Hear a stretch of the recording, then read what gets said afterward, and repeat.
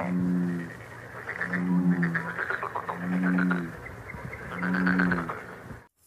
balik lagi bareng gue Ali di channel Asokat Story. Di video kali ini gue akan membahas seragam tentara Jerman part 2 nih. Jadi pada part pertama itu kan gue belum bahas semuanya nih. Ada beberapa divisi-divisi yang terlewat lah. Kayak divisi Panzer, divisi lapis baja Jerman, terus divisi Eropa Timur gitu kan. Maksud gue gini. Jadi divisi Eropa Timur itu kebagi jadi dua nih. Ada pas musim panas, ada juga pas musim dingin. Nah, pas musim dingin itu beda seragamnya Jerman. Di sini gue akan bahas divisi Panzer, terus divisi Eropa Timur ketika musim dingin, dan juga divisi Afrika Utara. Divisi di front Afrika Utara maksud gue. Satu lagi nih yang gue hampir lupa nih. Divisi dari pihak kaum muslimin yang diminta oleh Hitler gitu kan untuk menjadi menjadi aliansi antara pihak Islam dan juga pihak Jerman. Divisi yang pertama adalah divisi front Eropa Timur nih ketika musim dingin yang terjadi pada tahun 1941 sampai tahun 1943.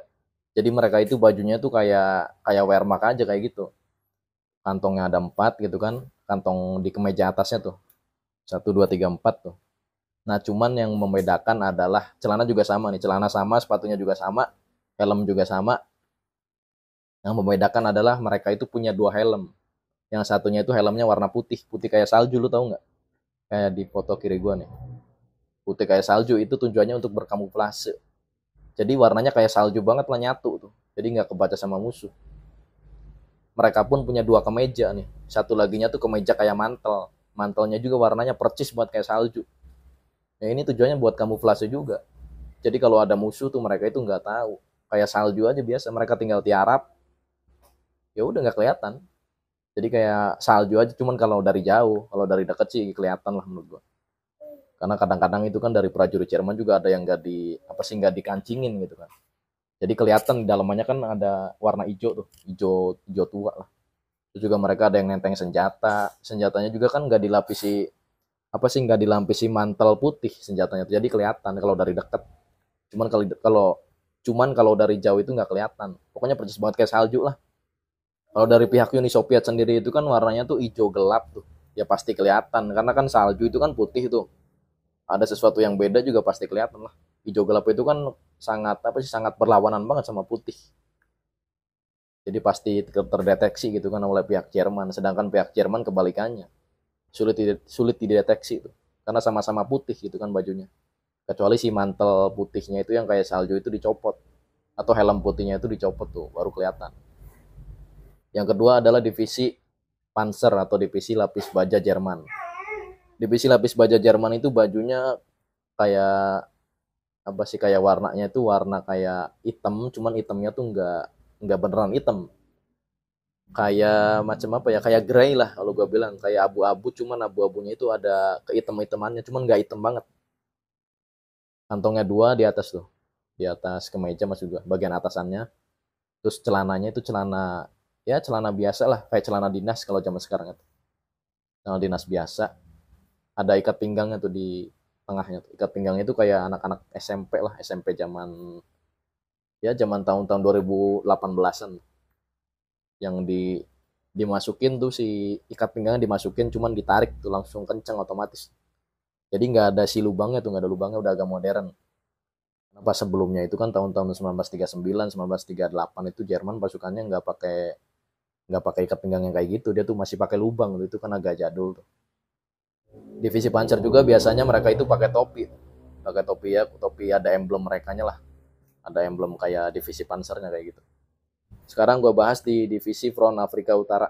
Di Front Afrika Utara itu mereka warna bajunya sendiri mirip gurun gitu kan, agak kecoklatan kayak gitu, coklat agak kekuningan, cuman gak kuning banget.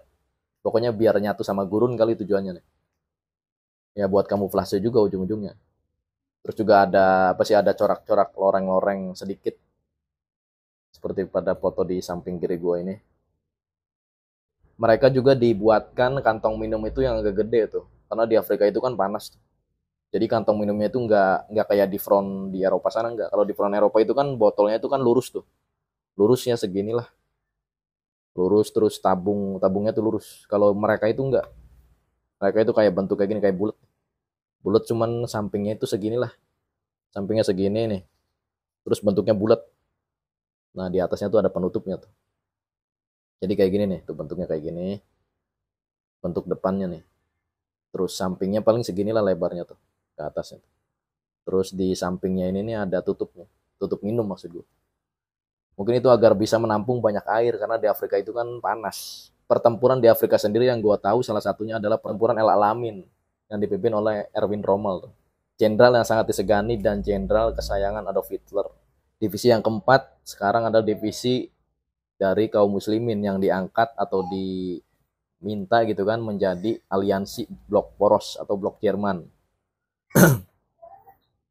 Sebenarnya orang-orang muslim itu yang diminta oleh Hitler gitu kan atau oleh Jerman lah banyak, bukan dari satu daerah maksud gua.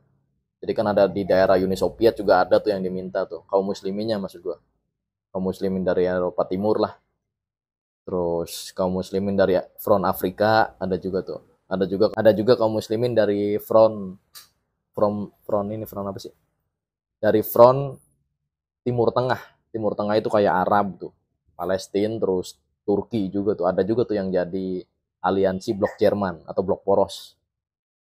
Jadi mereka itu dikasih seragam atau dikasih pakaian sesuai daerah-daerah mereka nih. Kayak misalkan di Afrika tuh, di Afrika ya coraknya mirip-mirip kayak di Afrika, cuman bedanya mereka itu kan suka pakai peci tuh.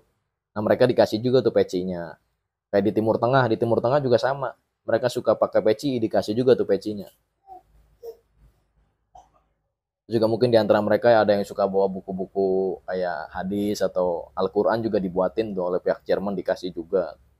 Bahkan Hitler pun sempat, bukan sempat, bahkan Hitler pun melarang pasukannya atau tentaranya itu bertindak semena-mena ke kaum muslimin. Jadi Hitler tuh sangat menghargai banget nih.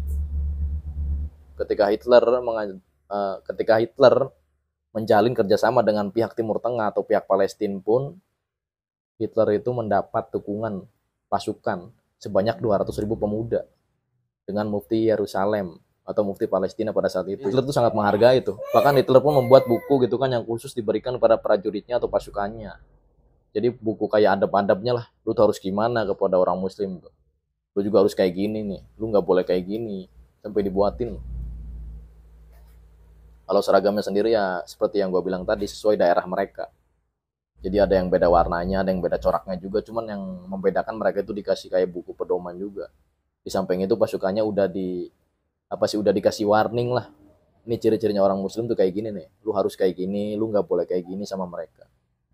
Oke, terima kasih buat kalian yang sudah menyaksikan dari menit pertama sampai akhir. Buat kalian yang suka dengan video gue, pastiin udah klik tombol subscribe dan logo bell yang ada di sampingnya gue. Ali, kita ketemu di video berikut. Terima kasih.